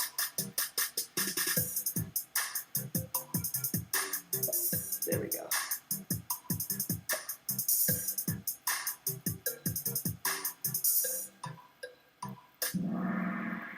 Wow. None of you guys got this one. Except only... Why is it still glitching? I still don't understand this. God. Oh, God. Am I gonna... Jesus Christ. Alright, here's what I'm gonna do. Jesus. Should I just, keep going with this, or do I just... Yeah, keep going. Keep going with it? Do I keep going with it? Announce, Next time, give people 30 or 1 minute to answer. Alright, well, yeah. Okay. So let's keep rolling with it. The answer was Bobby Douglas. Or say, which goes where.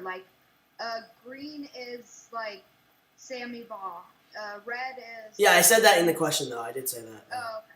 Yeah, I did say that. So the answer was Bobby Douglas. A lot of you did think it was Donovan McNabb. But let's go to our panel and see what's happening. Jose, what'd you get? Yeah, I can this one. I was gonna go with Steve Young. You know, that guy had got the monkey off his back, so I would assume it was him, but I had no idea it was the other guy. I can't remember his name, but I got it wrong. All right. Nick, what'd you get? So I kind of used my brain to dissect the question. Michael Vick and Donovan McNabb, they're kind of around the same era. Steve Young, I never remembered him as like a really big runner. Randall Cunningham just seemed kind of too obvious, so I went with the least obvious guy, and that was Bobby Douglas. Very nice, Nick. All right. Rishi, what'd you get? I knew who Steve Young, Sammy Baugh, and Jonathan McNabb were. And I don't remember hearing that Jonathan McNabb or Sammy Baugh were rushing leaders. Steve Young is more of the passing QB, so I eliminated him. I didn't know who Bobby Douglas was, so I just took a wild guess and I got it right. You put Bobby? Yeah, I put Bobby. Oh, okay. Bobby. Okay. Cameron. For me, it was between Sammy Baugh and Bobby Douglas because Sammy Baugh played in like an era where running the ball or passing the ball wasn't very popular, and I had never heard of Bobby Douglas, so I went with Bobby Douglas. You went Bobby. All right. So, just to let you guys know, the previous record was he was a left-handed single collar runner in 1972. Ran for 968 yards in 1972. And so Michael Vick broke it with 1,039 yards in 2006. My bad, not 11. Wow.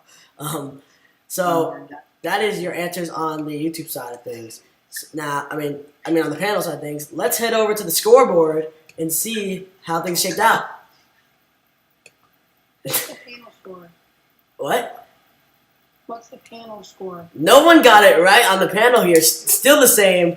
Fact confirmed. Still in first. The panel. Rishi in the lead with Rishi and Nick tied with 4, and Cameron and Jose tied with 2. And fact confirmed in first. Mihir Kumar still in second. White Rules in third. Mystics in fourth, and Norcam in fifth. Let's go to the next question. Question number 5. Which player holds the NCAA record for most runs without losing a fumble?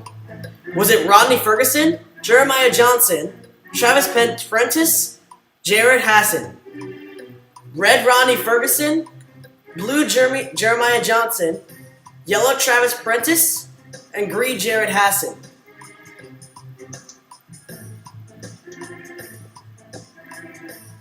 Let's see. Most player who holds the NCAA record for most runs without losing a fumble. Time is up. Not again. None of you guys got it. Most of you guys thought it was Jeremiah Johnson. It was Travis Prentice who has the most record without a fumble. Shocked you guys on the YouTube land. I was shocked to learn this as well when I looked this up. But let's go to our panel here and see where things shape out here. Jose.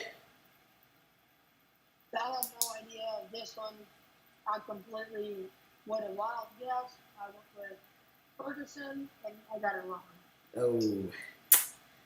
Yeah, when I originally thought of that question, I actually really think that that was the guy too. But no, it was Travis Prentice who has the record. Nick. So I went into this question and I'm like, I hadn't heard of not one of these players. And what do you do when you don't know the answer? When in doubt, you choose C, and it worked out for me. So Very nice, man. You were 5 for 5. I don't even know who that guy is. 5 for 5. I've Jesus. never even heard of him. Wow, 5 for 5. Nick with 5. But let's go to the rest. Rishi. Sir, I used the same strategy Nick did. When in doubt, select B. Yeah. I think I actually... Yeah, okay, yeah, I did do that. Okay. Rishi and I are just neck and neck.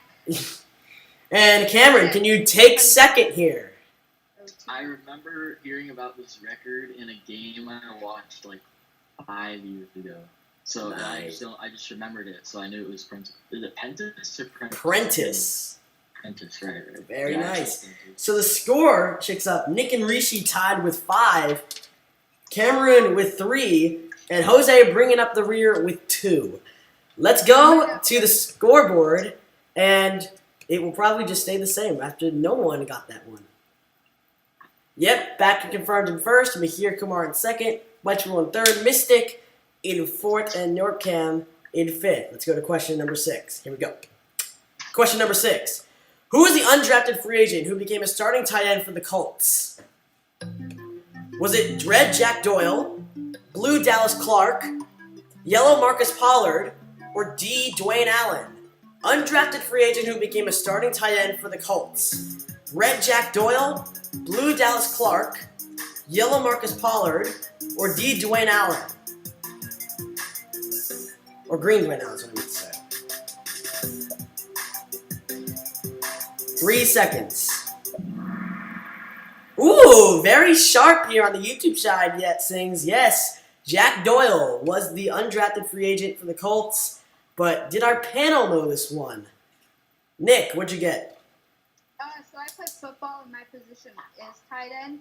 And so for a long time, I went and researched a bunch of like really good tight ends, and I came upon that Jack Doyle was an undrafted free agent, which really surprises me because he was pretty elite in his prime.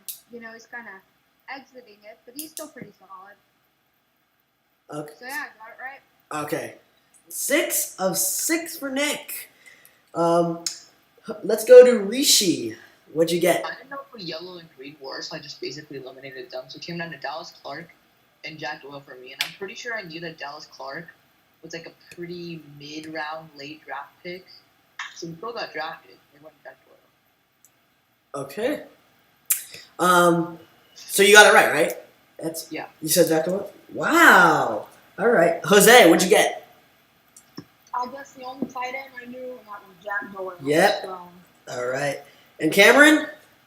Yeah, this one was pretty easy. All right.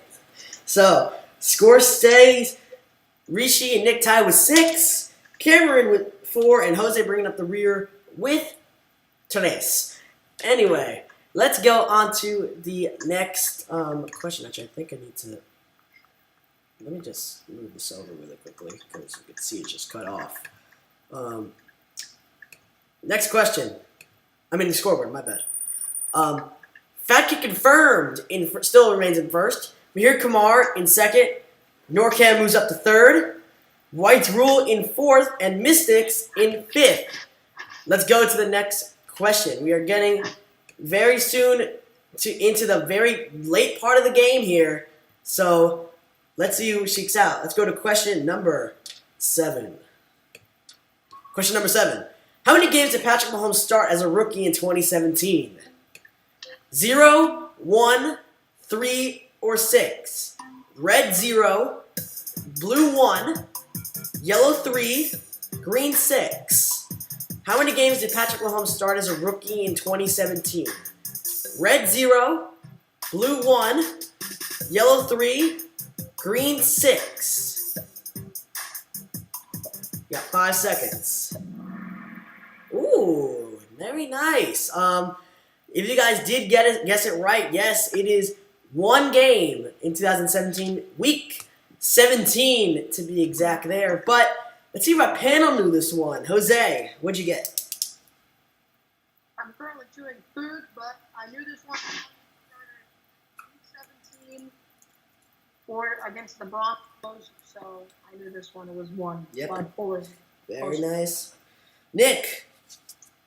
I got it right. I knew it was 1. I knew it was week 17 because I believe the Chiefs had clinched the playoffs and they were sitting Alex Smith for the playoffs, where they eventually lost to the Tennessee Titans. In that comeback Marcus loss. Mariota had some crazy. He had like that throw. And then No, this is like it was up like it was like a major like they were up by like so many I think at the half by like a good like 3 scores I think.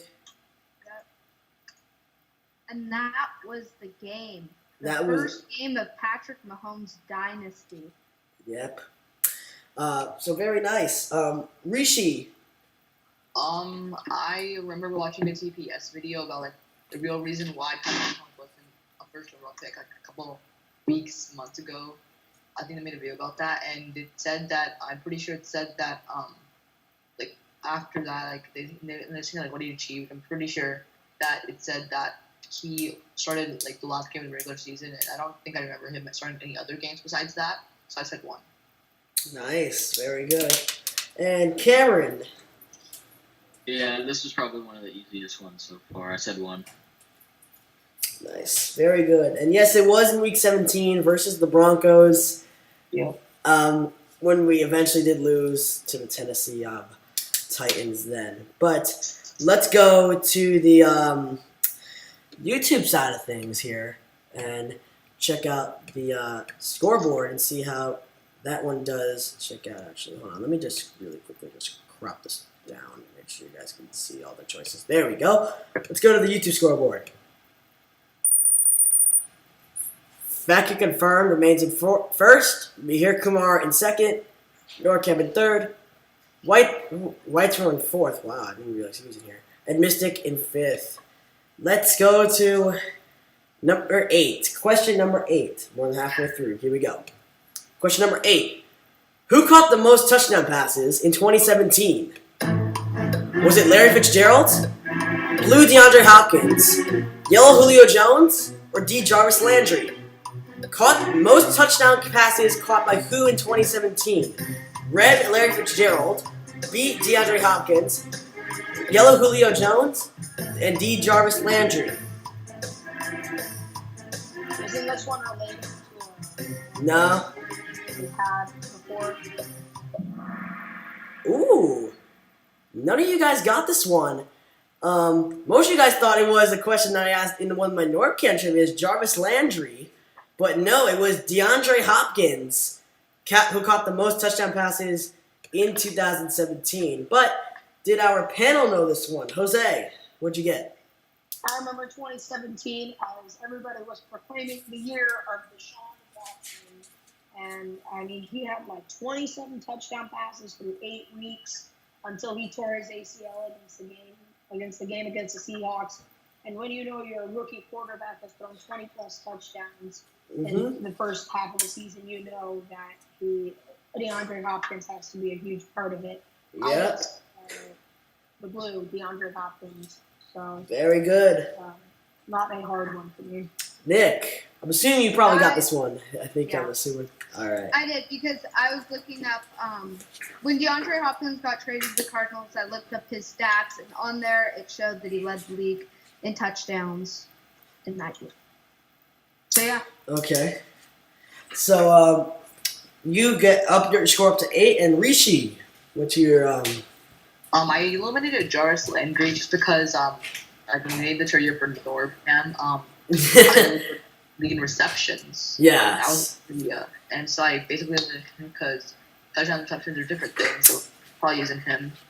And I know Deshaun Watson, he was on fire, like not just in the Seahawks game, but up to the point when he got injured, he was on fire. Like he was really good.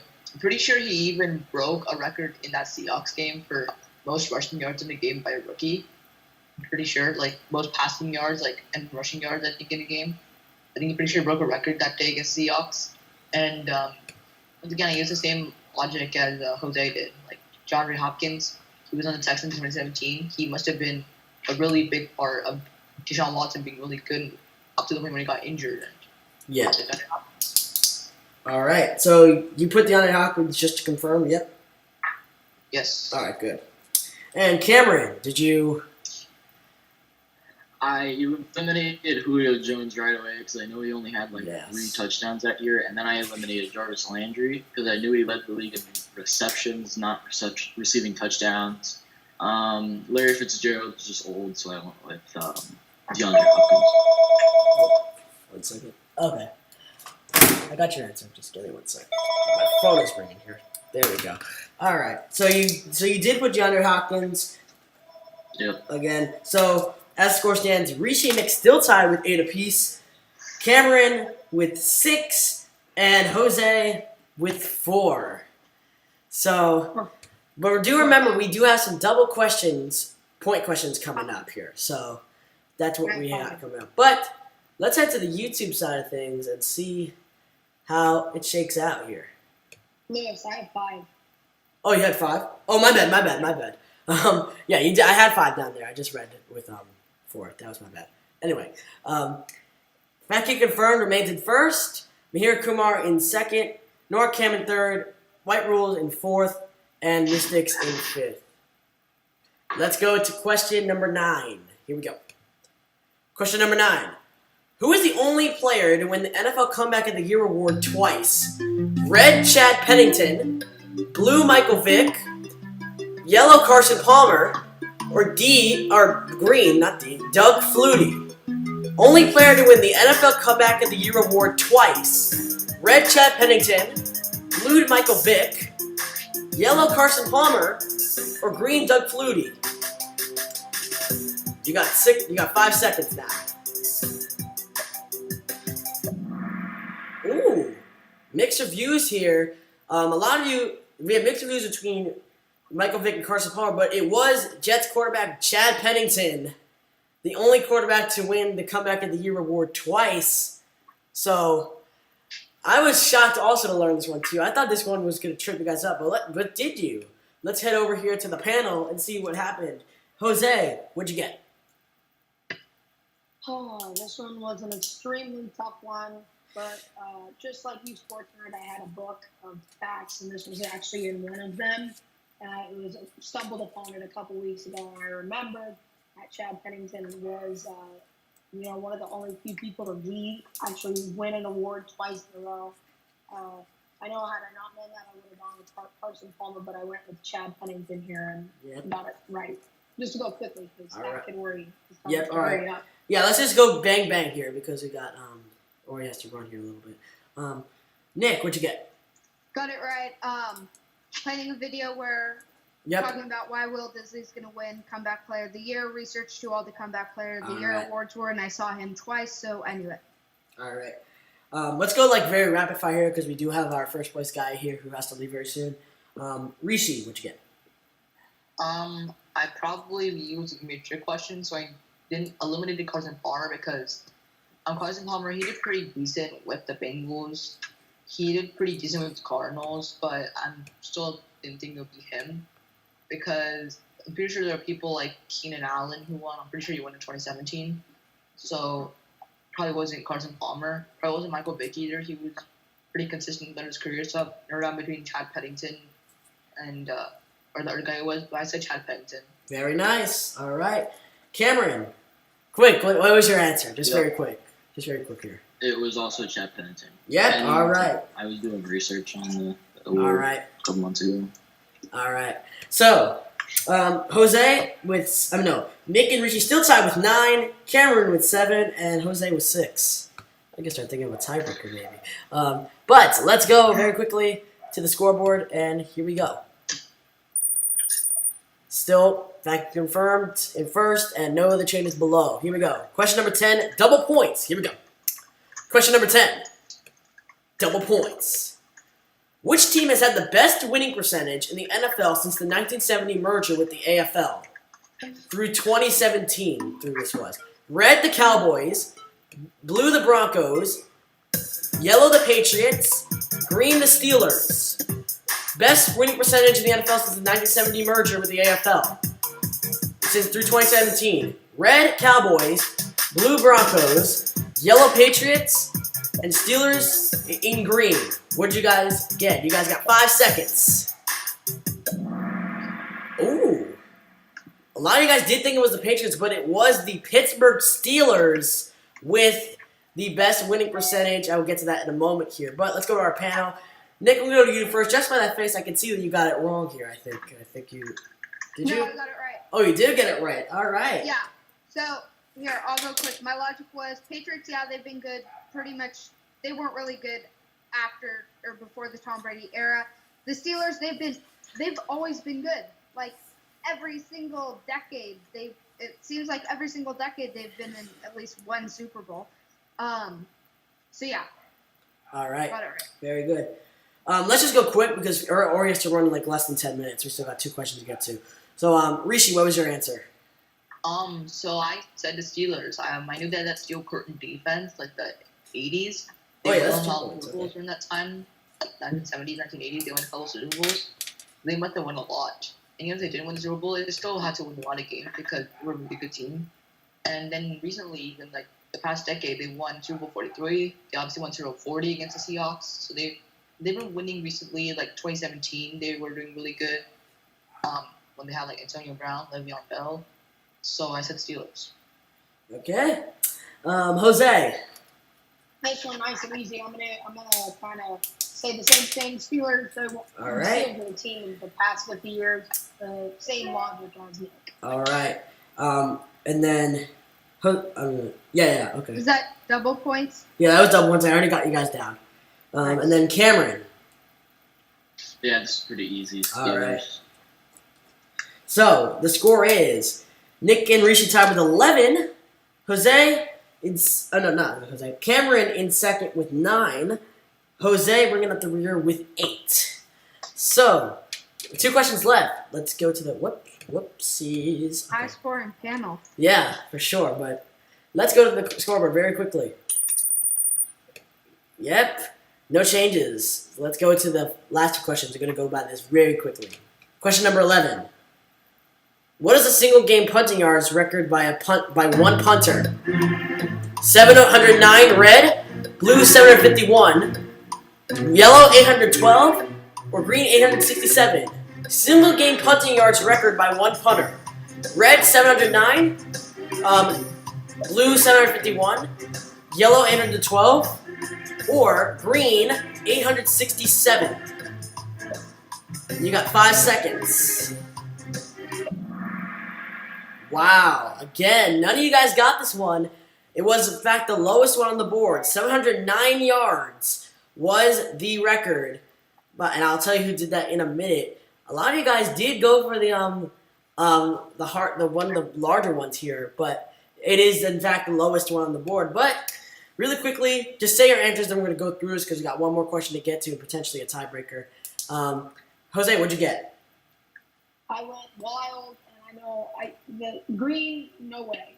Blue, I did not know. Yellow, no way. Maybe red, maybe blue. I went with red. Running down, I went with red, and it was right. I got it right. Nice, very nice. All right, that puts you at 10. Nick, what'd you get? I got it right. Very good. Lucky guess. All right, Rishi. I thought yellow and green were way too much, so I narrowed down between 709 and 761. And I thought 761 might have been a bit too much, so I said 709. There we go. All right. And Cameron. My logic was, so a punt, like, normally is like 70 to 80 yards, and it still, and I can't see a team punting more than 10 times, so I went 700. 709? Yeah. Oh, okay. 700. You just said 700. That's right. All right. So, quick score. Rishi and Nick still tied with 13. And then Cameron winning up the rear with 11, and then Jose with 10. With 1 question to go, let's go to the scoreboard. No changes. Ori still, Fat Kid confirmed, still in first. And Bahir in second, Norcam in third, Wentz Rule in fourth, and Mystics in fifth. Last question here, double points. It is a sports nerd-centric question. Here we go. This could be it. What year did I start watching football? Red 2010, blue 2012, yellow 2014, green 2016. Year I started watching football. Red 2010, blue 2012, yellow 2014, green 2016. If you guys have seen one of my most recent NorCan collabs, I would have you guys would have known this actually. And none of you did actually, surprisingly. Yes, 2010 was the year that I started watching. If you saw that, I said that in the beginning of my stream here. I mean, in the beginning, when I said that that I started in 2010 and has always rooted for the Chiefs ever since then. But for the final results, let's go to the panel. Jose. Got this one right because of your previous stream. Yep. I'm going to finish off with 12 points and possibly second or third place, depending on what canvassers. Yep. Next in line. All right. Nick. Got that right. I watched the stream you were in twice, actually, and that just stuck. Yep. And Rishi. I eliminated the yellow and green because that would have been way too recent. You obviously started watching it earlier. Time between 2012 and 2010. And I'm pretty sure, I didn't watch that stream because it was I think it was the one right after I was on the show with NordCam. So I think I do remember you saying that 2010 was when you started watching. So on 2010, got it right. All right. Very good. All right, here we go. And then Cameron. It's funny because I watched the trivia you were in literally this morning. I remember you saying you've been watching football since 2010. Ooh, boy. Yeah, that's one of the biggest advantages, I think, for that. And I think that you definitely did your homework. But we got a tie here with a perfect score by both Rishi and Nick.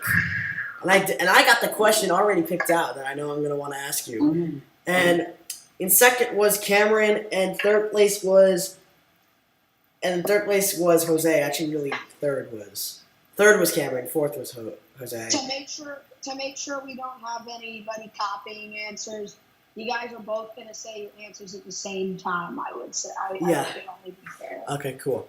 All right, Let's see who got it right. here is your question. Who is the all-time NFL sack leader, and how many sacks did he get? All-time NFL sack leader, and how many sacks did he get? How much time do we have? What? How much time do we have? Oh, we still have time. Okay. Yeah, so all-time NFL sack leader, and how many sacks did he get? I'm going to verify this very quickly. Just give me this really quickly.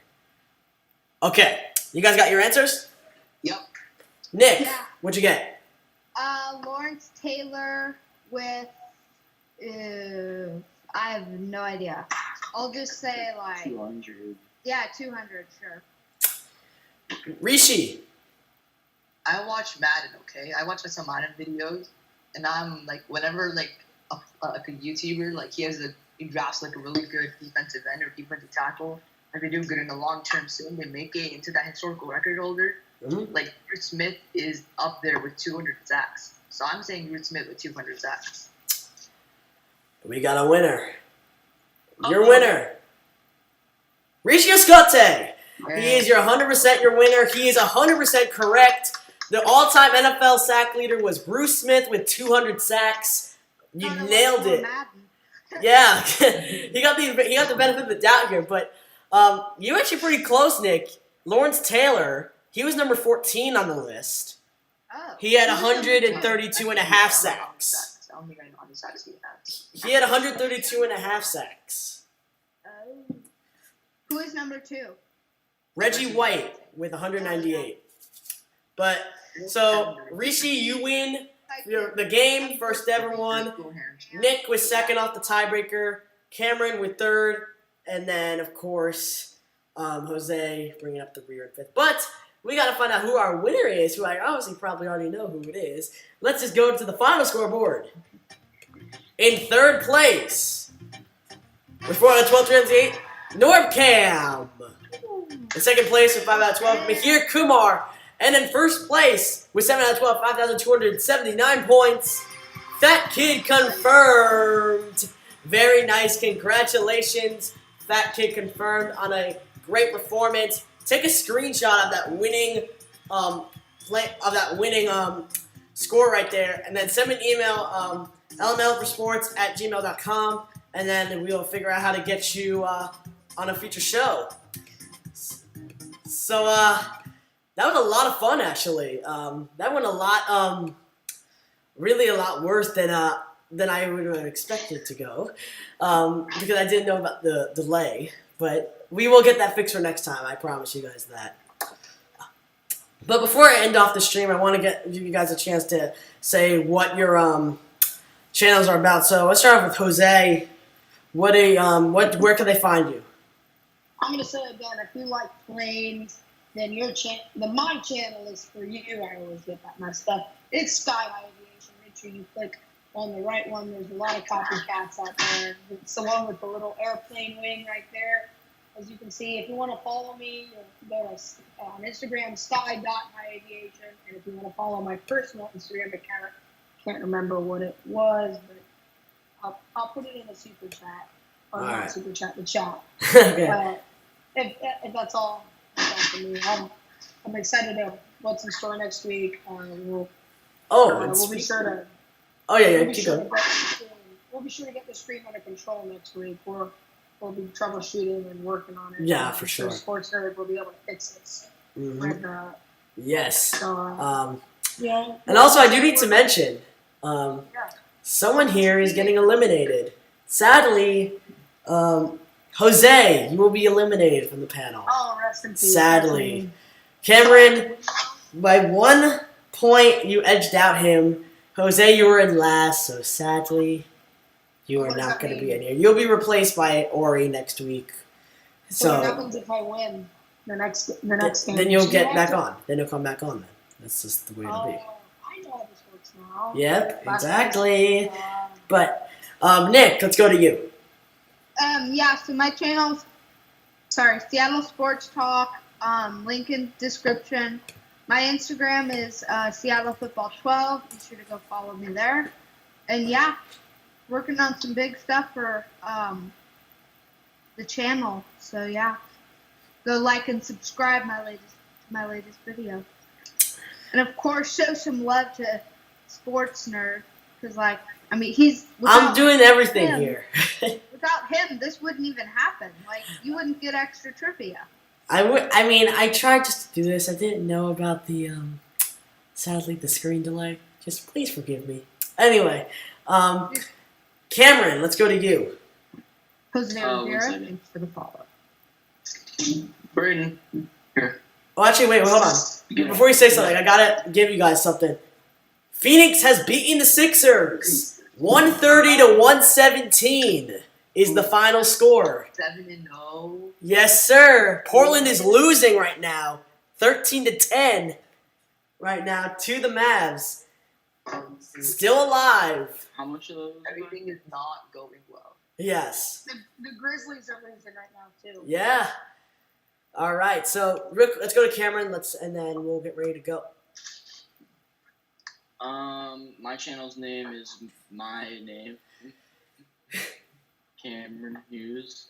I do stocks, highlights, and stuff. So.